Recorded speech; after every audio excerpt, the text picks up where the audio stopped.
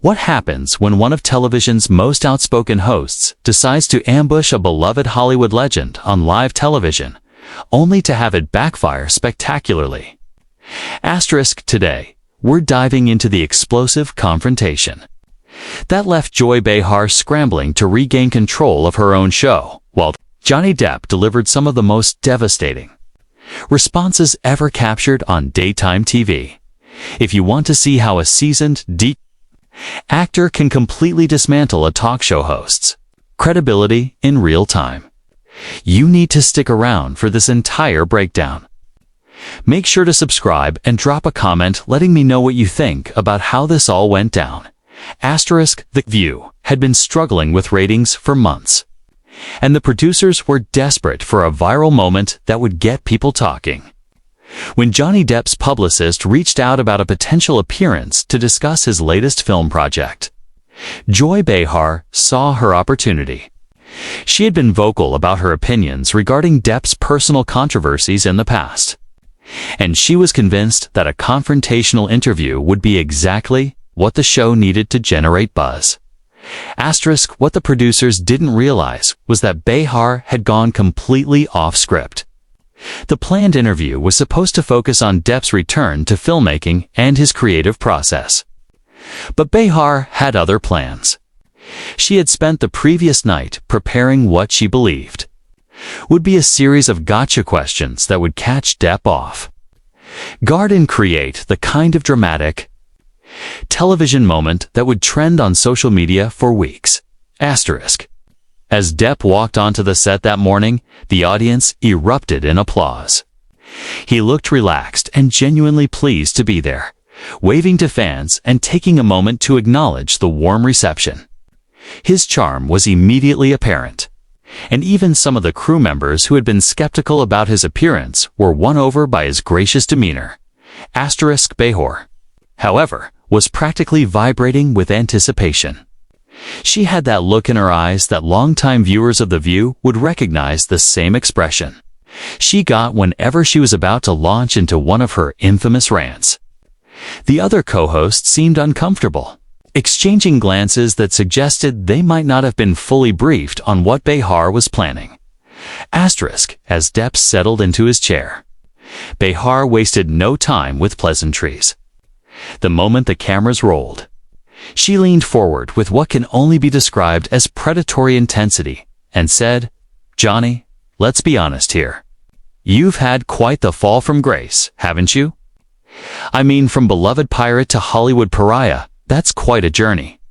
The audience audibly gasped. This was not the introduction anyone had expected, and Depp's publicist immediately looked toward the producers with alarm. But Depp himself remained completely calm, a slight smile playing at the corners of his mouth as if he had anticipated exactly this kind of ambush. "Well," Joy Depp replied, his voice measured and controlled. "I think that's an interesting way to welcome a guest to your show. I was under the impression we were here to discuss film, but it seems you have a different agenda entirely."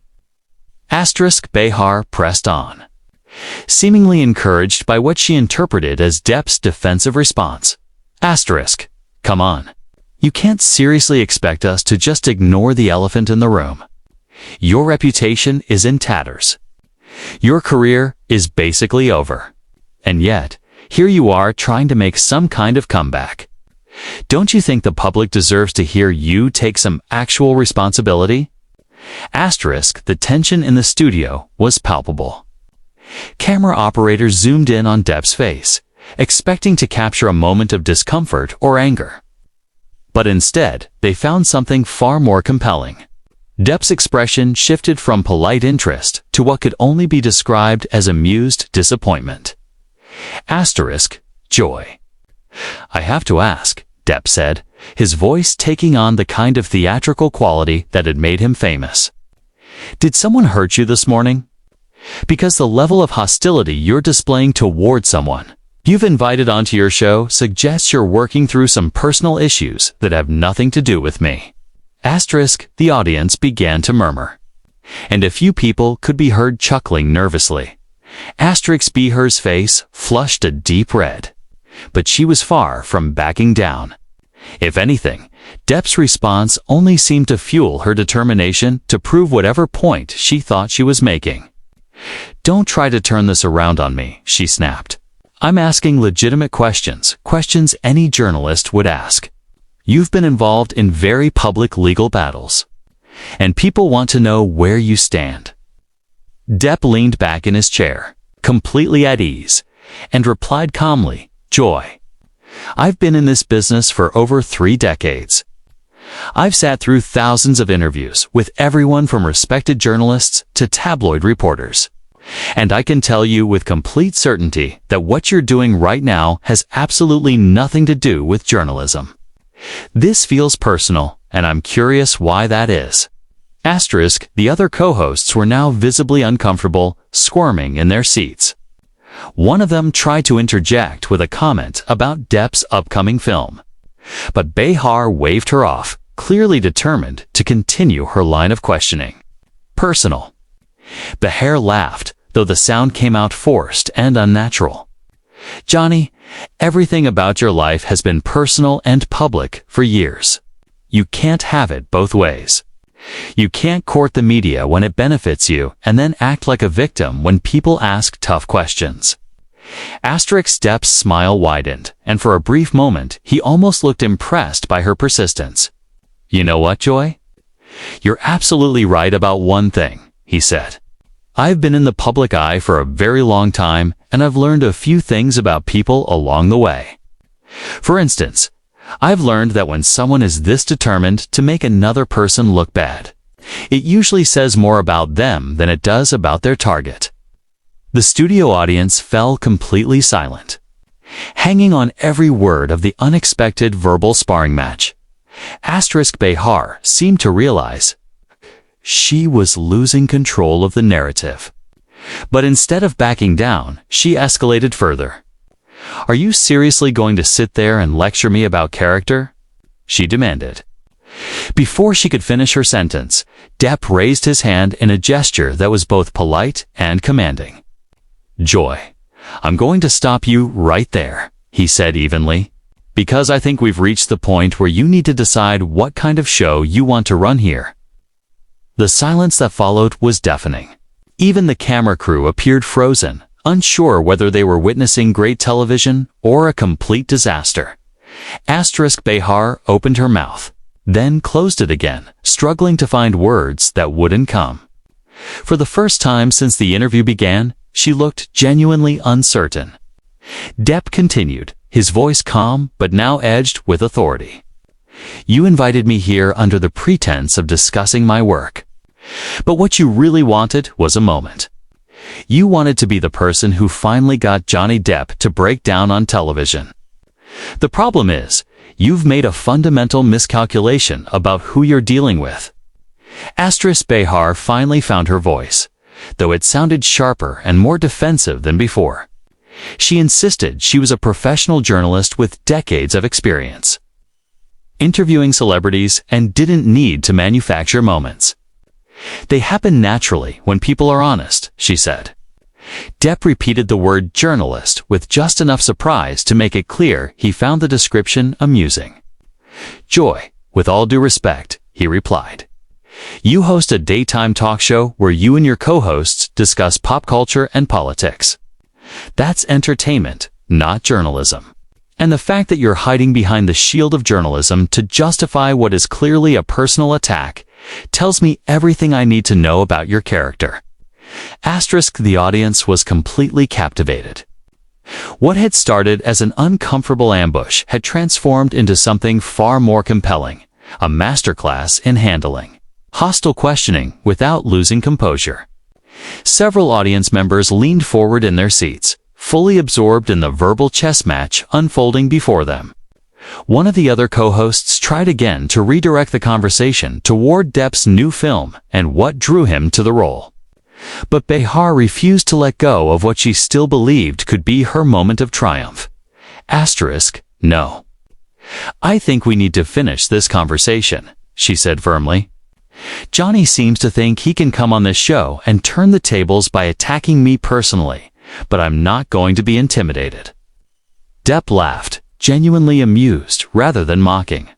"Joy, I haven't attacked you personally," he said. "I've simply pointed out that your approach to this interview is unprofessional and appears to be motivated by something other than legitimate curiosity about my work. If you want to call that an attack, then you're proving my point about this being personal for you." Behar's face turned bright red as her voice rose. "You want to talk about unprofessional?" She shot back. "Let's talk about someone who thinks they can waltz back into Hollywood after everything that's happened and expect people to just forget about their behavior." Depp didn't raise his voice. He didn't need to. "There it is," he said softly, his words carrying clearly through the studio. "Now we're getting to the real issue, aren't we?" Depp said calmly. "You're not upset about anything I've done professionally. You're upset because you've decided I should be punished. And the fact that I'm still working, still creating, still being invited onto shows like yours that bothers you on a personal level." The accuracy of his words seemed to hit Behar like a physical blow. She leaned back in her chair, visibly struggling to form a response that wouldn't confirm exactly what he had just suggested. The other co-hosts suddenly found the tabletop, their notes or the studio lights far more interesting, clearly uncomfortable with how far the exchange had gone. "I think what's really happening here," Depp continued, "is that you've appointed yourself as a kind of moral arbiter for the entertainment industry. You've decided who deserves redemption and who doesn't. And you're frustrated that the rest of the world doesn't necessarily agree with your assessment." That was the breaking point. Behar exploded, snapping back that he had no right to psychoanalyze her. She insisted she was entitled to ask tough questions and suggested that if he couldn't handle them, maybe he shouldn't be doing interviews at all. Joy, Depp replied, his voice dropping to nearly a whisper and forcing the entire studio to lean in. "I've handled tougher questions from actual journalists, people who knew how to ask them without making it personal. What you're doing isn't tough questioning. It's mean-spirited. And the fact that you can't see the difference is deeply concerning." The cameras caught Behar's reaction perfectly as her expression flickered between anger, embarrassment, and something close to panic. She had clearly expected him to lash out or crumble. Instead, he was dismantling her approach piece by piece while remaining completely composed. "You know what I think happened here?" Depp asked, now addressing not just Behar but the entire studio. "I think someone told you that being aggressive and confrontational would make for good television. And you confused aggression with intelligence. You thought that if you came at me hard enough, I'd break, and you'd look fearless. But there's nothing fearless about ambushing a guest on your own show. That's not bravery, it's cowardice." The audience sat in total silence, transfixed. Even the other co-hosts appeared stunned by what was unfolding. Depp glanced around the table before continuing. "I want to ask you something, Joy. When you were preparing for this interview, did it ever occur to you that I might be a human being with feelings? Or did you only see an opportunity to score points by taking shots at someone you believed was vulnerable?" Behar opened her mouth, but no words came out. For someone who made her living talking, she had completely run out of things to say. The silence stretched painfully long, making it obvious she had lost control not only of the interview, but of the entire situation. Finally, Depp leaned forward. "I came here today to talk about my work, to connect with your audience, and to have what I hoped would be an intelligent conversation.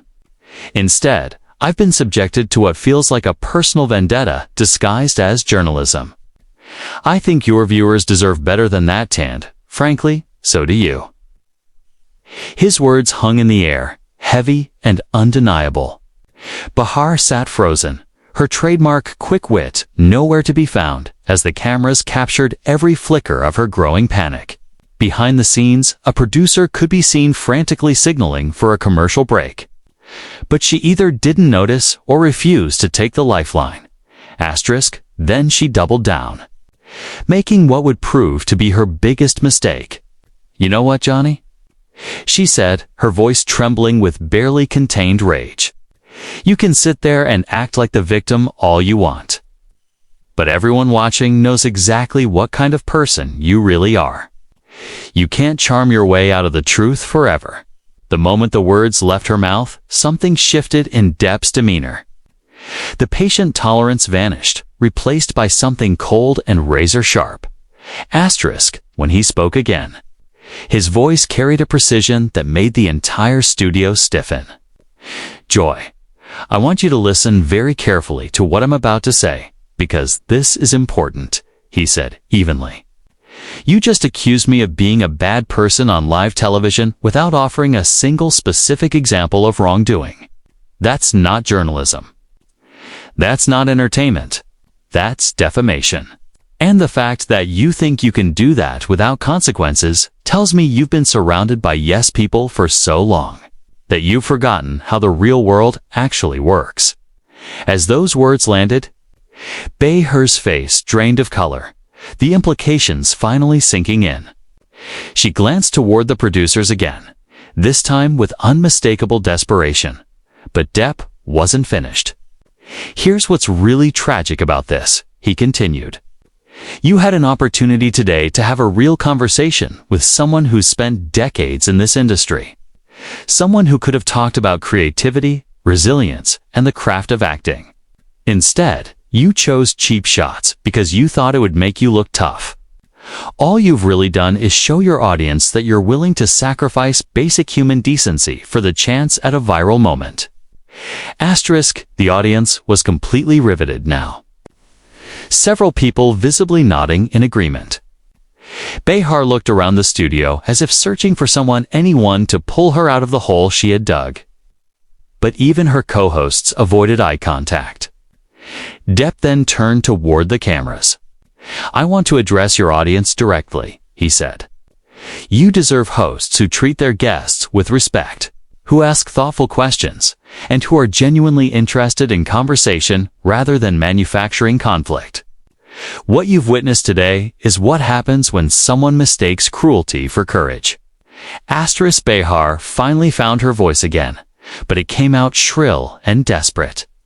She shouted that this was her show and she'd run it however she pleased. Depp replied with devastating calm.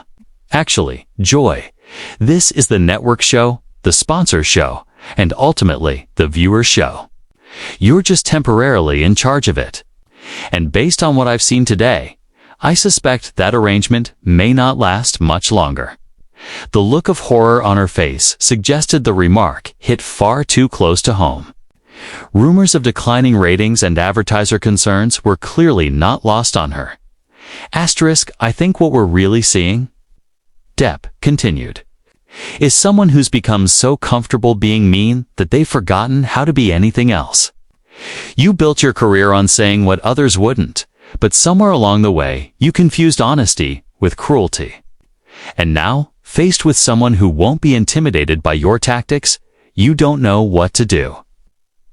Behar abruptly stood up, her chair rolling backward hard enough to nearly topple a stage light. She shouted that she didn't have to sit there and listen to this. "Actually," Depp said, remaining perfectly seated and composed. "You invited me here. So yes, you do have to listen unless you want to walk off your own show. That would certainly be one way to handle it." The challenge in his voice was unmistakable. Behar froze, realizing she was trapped. Walking away would make her look weak. Staying meant enduring a public dismantling of her credibility. Either option was humiliating. But walking away would mean admitting defeat. She dropped back into her chair and weakly announced a commercial break. "No," Depp said firmly. "We're going to finish this conversation first." The power dynamic had shifted so completely that even the crew seemed unsure who was really in control. No one cut to commercial. The cameras kept rolling as Depp delivered words that would be quoted endlessly. "Joy, I want you to remember this moment," he said. "Remember what it feels like to realize your cruelty has consequences. Because someday, when you're wondering why people stopped taking you seriously, why your show was canceled, why your calls stopped getting returned, you'll think back to today and understand where it all began." Asterisk. That was when Behar finally cracked. Tears streamed down her face as she shouted for the cameras to be cut and declared the interview over. But the damage was already done. As the studio descended into chaos, with producers scrambling to salvage what they could, Depp sat calmly in his chair, looking like a man who had just delivered a masterclass in standing up to a bully. Within hours, the footage would flood the internet, and by day's end, Joy Behar's name would be trending worldwide for all the wrong reasons. Asterisk, the irony was unmistakable. In attempting to destroy Johnny Depp's reputation, Joy Behar had instead dismantled her own credibility so thoroughly that she would never fully recover. All because she forgot the most basic rule of television. If you try to take down a master performer, you'd better be prepared for them to perform right back. What did you think about how Johnny Depp handled the ambush? Did Behar get what she deserved, or did Depp go too far? Drop a comment below, and don't forget to subscribe for more breakdowns of the most explosive moments in entertainment.